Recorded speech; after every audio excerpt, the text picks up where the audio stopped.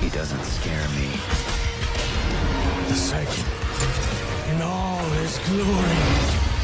It's a brand new era, and it's the year of the ninja. Hey everybody, welcome back to a brand new video/review of Ninja Gaiden 4, which I've been very hyped for. As a hack and slash fan, I've went back and tried to play more from this particular series, and when it finally came out, oh boy was it impressive. I haven't had this much fun since I played Devil May Cry 5. Well, I enjoyed Ragebound, and I already did a review on my first impressions of Ninja Gaiden 2 Black. Being my intro to the series and not having that personal bias for the original counterpart, which gave me less of a bias angle because I did not play the original, but I did have fun with this new version, but I also had my own unique critiques with it. It comes to the camera, but also when it came to the combat and also upgrade and weapon system. And I will say, as much as I enjoyed Ninja Gaiden 2 Black, everything I learned from playing that as a first time experience and also trying out some of the original titles for fun, like the Sigma versions and also Razor's Edge of 3, a lot of those games are still a big part of 4 gameplay-wise in a lot of ways. Similar to Devil May Cry 5, how they took the familiar elements of the previous games and added on to it, everything I learned from playing the original Ninja Gaiden game is still here, but it also is switched up in a lot of ways as well to kind of change your gameplay presentation for how you would normally play. If you're an old school player, it's going to take some time to get used to it. If you're a newcomer, similar to Devil May Cry 5, they kind of welcome you with open arms to kind of get you used to things to some extent. They do give you a lot of accessibility to really mess around with things to your own preferences. And yes, in a lot of ways, this is almost like the Devil May Cry 4 or the Devil May Cry 5 of the Ninja Gaiden games. And this game does do a lot of things that Devil May Cry 5 did for better and for worse. And also DMC4 as well. I'm more widely familiar with hack and slashes in general, so when I'm going through this review, will be no bias because I am more of a casual Ninja Gaiden fan that has gotten into the series relatively recently. There will be spoilers later on in this video. If you haven't played the game, go and play it and then come back. So let's actually kick things off and start off with the main thing.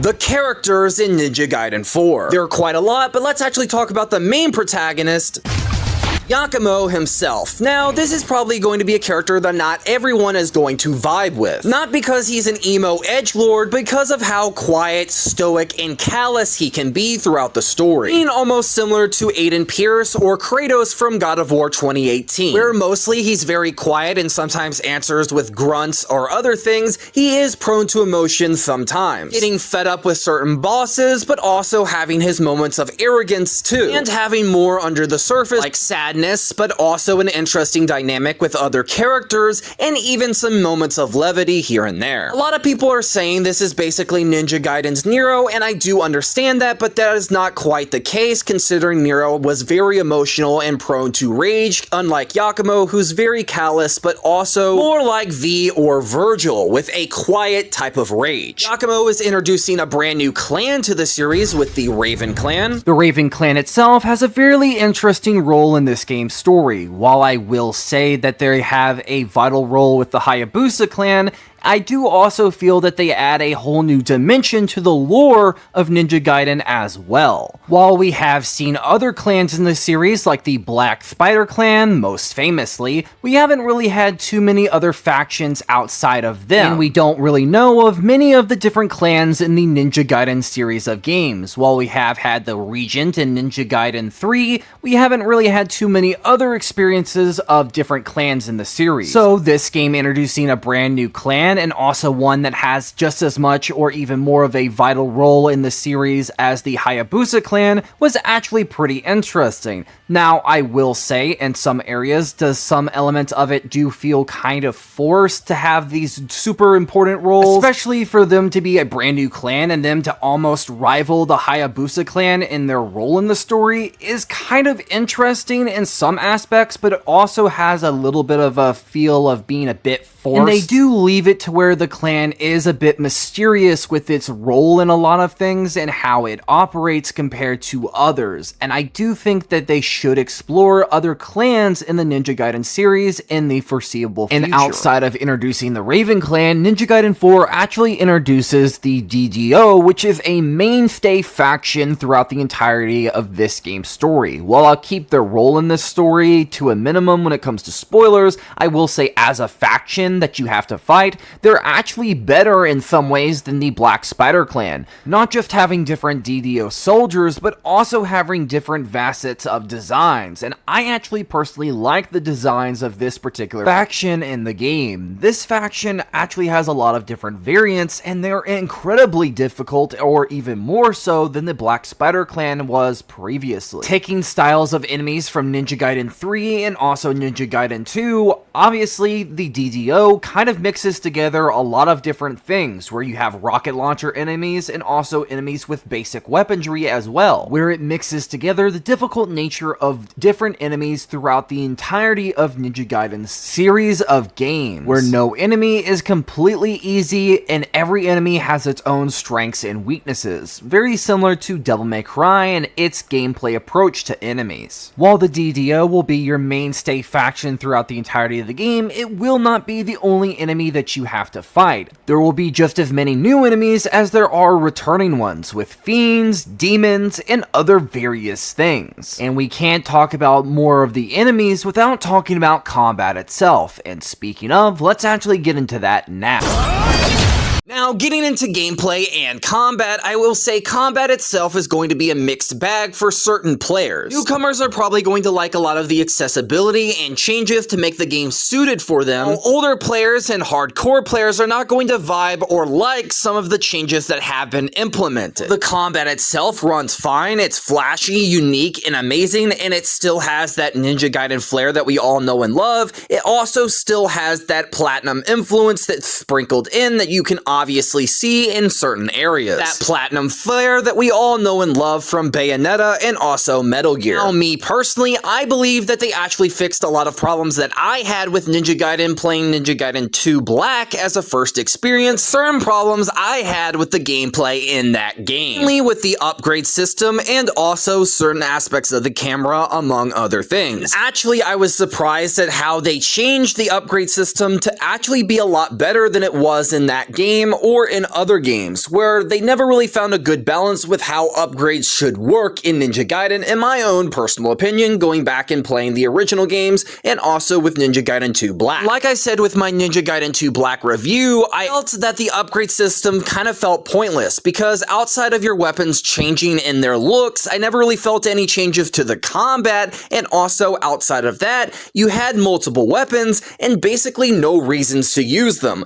Well, this game actually fixes two of my fundamental problems with Ninja Gaiden 2 Black right off the gate when it came to the gameplay systems, and also changes to the combat as a whole with how it works, separating the two core pillars of combat in a lot of ways into two unique characters that you can play as with two unique styles of combat in this game, instead of one character and three separate weaker characters that felt kind of pointless to play as and kind of didn't have the same flavor as the original main character. Ryu himself is iconic, and I don't have any problems with playing as the separate female characters. That's not the issue. The issue was the fact that they felt not really unique or upgradable in their own way, where Devil May Cry 5 had three unique characters that had three different movesets, and later on 4 with Virgil and also Special Edition. And now you get my point in where I'm going with this, and that's my biggest problem with those characters, that there should have been more to their kits gameplay-wise if we are going to play as them and they're going to take up half the runtime of the game. And with them focusing on only playing as two characters throughout the story with Ryu and Yakumo, it actually lessens that problem with the previous games with the waifu characters in those games, basically making it to where Ryu and Yakumo feel distinct and they don't run into the same problems of what they did with those games. Rolling back to how they changed the upgrade system for these two unique characters, obviously you have your ninja coin and also the other type of experience points that you can use to buy things for the upgrades of these characters in this game, where it basically separates the two aspects of how you can buy upgrades. Your red experience points basically unlock more combos for your weapons and what you can do in the main menu, but with your ninja coin, you can actually use it to unlock different health things and some moves from different save points. Both Ryu and Yakumo having two different types of save point systems. And I will say separating your two types of experience and basically separating how you can upgrade things was actually a much better change, and you can actually tell what you're upgrading when it comes to your moves and stuff like that. Your weapon specific moves being in your main menu and some weapon specific moves being tied to your actual upgrade stations. So unlike Ninja Gaiden 2 and Ninja Gaiden 2 Black, where you only see your weapon change in look and barely can tell if you're getting brand new moves, you can actually tell what you are getting and what you are upgrading when it comes to things, and it doesn't really change the look of your weapon. You're basically upgrading its combo potential and combat. The ninja coin and experience points are tied to how well you do in combat in some ways, so the better you do, the more you get back. But you can also get more experience points by doing certain other things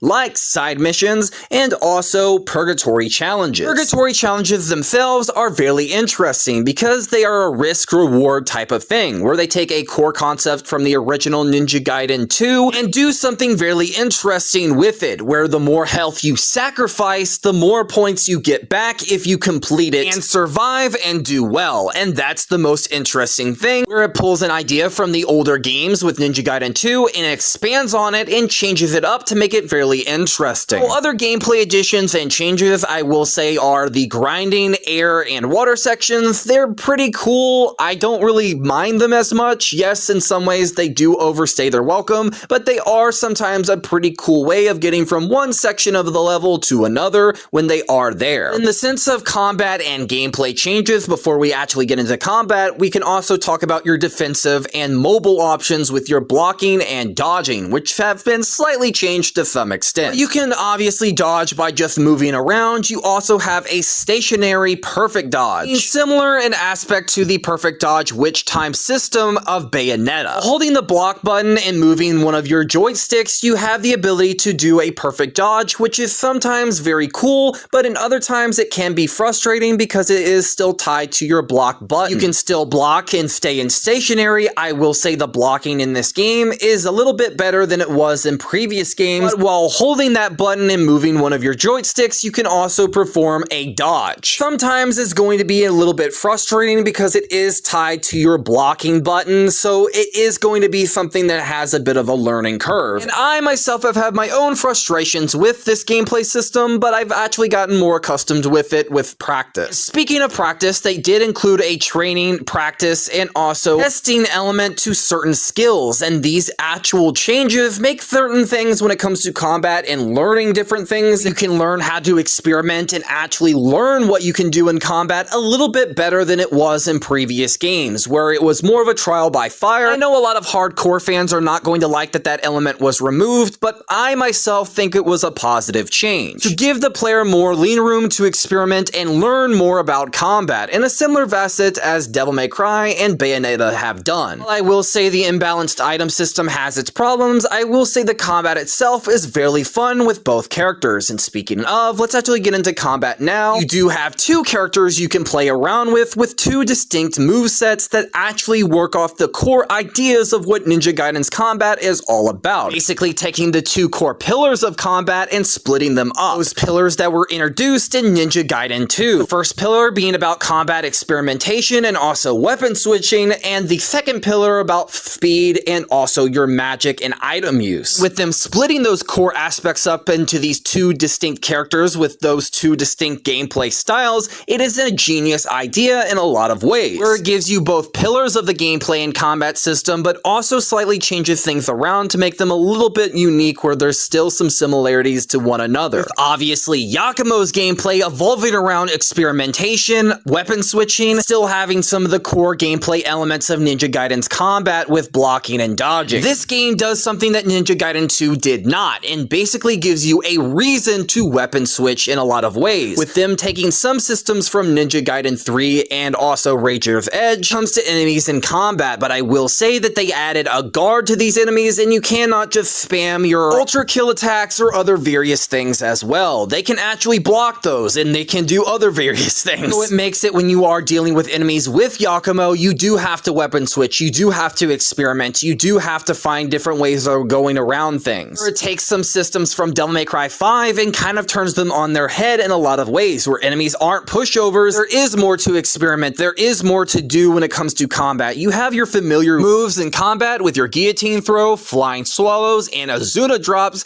and also throwing your ninja stars in combat to stun enemies. Obviously, there will be some similarities to Ryu and Yakumo in a lot of ways, but there will be just as much new stuff as well, because these are two different gameplay systems with two distinct characters at the helm. Yakumo's gameplay evolving around the idea of weapon switching and weapon combat, some of your basic Ninja Gaiden combat as well. Based in the core pillar of one aspect of combat, what is the other with Ryu's? Ryu is going to be a mixed bag for a lot of players, and in a lot of ways he already is. While he is great to play as, a lot of problems come from the idea that they haven't learned their lesson from Ninja Gaiden 3. Yes, obviously he only has one weapon, it's the Dragon Sword, but that actually has worked in the game's detriment in a lot of ways. Basically, they can focus on one core weapon that Ryu has and push it as far as they can go. They do have familiar combos with Ryu, they also have brand new ones and new additions to make Ryu's combat more distinct in this game compared to previous renditions. I actually prefer playing as him in this game compared to previous renditions. Now, I don't want to ruffle any feathers, but I will say it's just my own personal opinion, and I stand by it. Because with the change of them only having the Dragon Sword to focus on, they can keep his core gameplay from those old games intact, while also changing things up and experimenting a little bit as well, where Ryu's gameplay is based around the idea of speed and also managing certain things when it comes to your Ninpo magic, which does make a return. My only problem that I have with Ninpo in this game is that it's the exact 4 that you had in Ninja Gaiden 2. Would have been interesting if they actually added brand new types of Ninpo magic to expand on the core 4 that you can swap out, fairly similar to how you do the Blood Raven with Yakumo's weapons, and actually magic system takes the place of your weapons when you are playing as Ryu, and if they are going to add future weapons later on, I don't know how they're going to do this unless you have one weapon at a time as Ryu, which kind of work a little bit backwards in the idea of having the ability to switch between weapons on the fly, but it also does make a little bit of sense where Yakumo you can actually switch between weapons on the fly. With Ryu, you can't. You can switch your magic on the fly, so it evens out just a little bit, and your magic is tied to your Gleam form, which is a less impactful version of Blood Raven, and it basically ties your speed-based attacks and also your magic attacks. So do you want to use one or the other in certain moments? Ryu's gameplay is a mirrored version of Yakumo's gameplay, but done a lot differently in a lot of ways. Ryu is very weighty, but he's also extremely fast, and that actually shows a lot when playing as him, where his attacks carry a lot of weight and you can feel the slash when cutting down different demons and enemies. My only issue when playing as Ryu is a lot of the enemies aren't really designed for him, and he only has one boss in the game, which is kind of dumb. It is awesome to see other characters like Ayane and also have the Muramasa statues as references, but they kind of serve no purpose outside of getting items because you cannot upgrade anything as Ryu with them. You can only upgrade in your main menu when it comes to the Dragon Sword. Kind of annoys me just a little bit, but I will say it is still fun to play as Ryu as a character, even though they do treat him like Dante in Devil May Cry 4 in a lot of ways, fighting the same bosses and other various things. Now, yes, some of the grinding sections when you're doing them as Ryu and flying sections are a little bit awkward, but other than that, story when it comes to Ryu is where I have some problems along with other players. And that brings me to the final 2 sections of this review, the story and also the bosses and enemies. Now, getting into the story section itself, I will say the story itself is not bad. I actually don't mind Ninja Gaiden 4's story. I do have some complaints with it, feeling a little bit rushed and a bit imbalanced in a lot of areas when it comes to how they balance the 2 characters in the story. While it isn't confusing or outright annoying like Ninja Gaiden 2's story was, and it isn't as overly emotional and direct as Ninja Gaiden 3's story was, it kind of feels like the story that we got from Ninja Gaiden Gaiden 1 with some elements from both of the other two games. The strengths and weaknesses of both of those stories and their storytellings. Now, I will say, the main villain of this game, the Dark Dragon, does make a return. Central focal point of the series. Hell, the Dark Dragon Blade makes a return as well, and that thing was a big central focal point in Ninja Gaiden 1. While we are finally finishing off a villain of the series, I will say it also feels a little bit incomplete in a lot of ways. Because they introduced this random clan, and oh yeah, they can actually kill the Dark Dragon for good conveniently. God's sakes, we get beaten over the head with the main goal of the game, beating the Dark Dragon and killing him over and over and over again. It in itself is not bad, it's not something that I haven't seen before, Batman Arkham City. But in this, it does kind of feel a little bit annoying after a certain point because we get it, that's our main goal, we get it. Factoring in also the side antagonists like Kagachi and also Ryu kind of getting rushed a little bit. I will say I have a lot of problems with Kagachi because he gets the DDO and he doesn't care that you're literally butchering his soldiers all the way through the game. People that he trained himself, and that's my issue. And I feel like there's a lot of areas where I would say that I do have some nitpicks and problems with the game's story, because it is still a fun game, even if its story is a bit underwhelming in a lot of areas. Ninja Gaiden's story has never been a focal point. It's mainly been the combat, which I did understand going in. Pulling back into that, I will say the enemies in this game are a mixed bag as well. While I do love the DDO soldiers, I do love how they've mixed up a lot of enemies when it comes to fiends and demons and a lot of other things. There are some enemies that I do take a lot of issues with. Like, for instance, those goddamn lanterns and also the fish enemy. Why? Also, when it comes to the boss fights, they are a massive step up in a lot of areas, but I will say it also depends on your perspective. I personally enjoyed a lot of the boss fights in this game. Them having different patterns that you can actually spot and kind of counter in a lot of ways. With a lot of boss fights, I really love fighting in this game with the giant samurai, the fox lady, the tank, and also even some of the weaker bosses like the demon statue and a couple other ones, still being extremely fun and unique to fight. And I feel like this is another step up that it improves on what they originally didn't do well with some of the older Ninja Gaiden games. Now, while I will say this game is extremely flawed in a lot of areas, it's still extremely fun. So wrapping up this review, I will give this game a solid 7 or 8 out of 10. I would say I highly recommend it if you like a challenging action game and something that's really fun. If you have some problems with the game, even if I do, I still recommend it, and I really hope you guys enjoy it if you do get a chance to play it. And let me know your thoughts in the comments down below, whether you agree, disagree, and also I know this review is very late and it's practically past Thanksgiving by the time of upload. I really hope you guys enjoyed, and keep a lookout for a lot of future videos on the channel. And if you are new to this channel, make sure to subscribe and hit the bell notification button. And if you did enjoy the video, give it a like and comment. It helps out the channel and me. And if you didn't and you disagreed with any of my takes, give it a dislike. It's perfectly fine, and tell me why in the comments. Make sure to check out some of the other videos you'll be seeing on screen, like 4 things that the Two Masters DLC needs to have for Ninja Gaiden 4,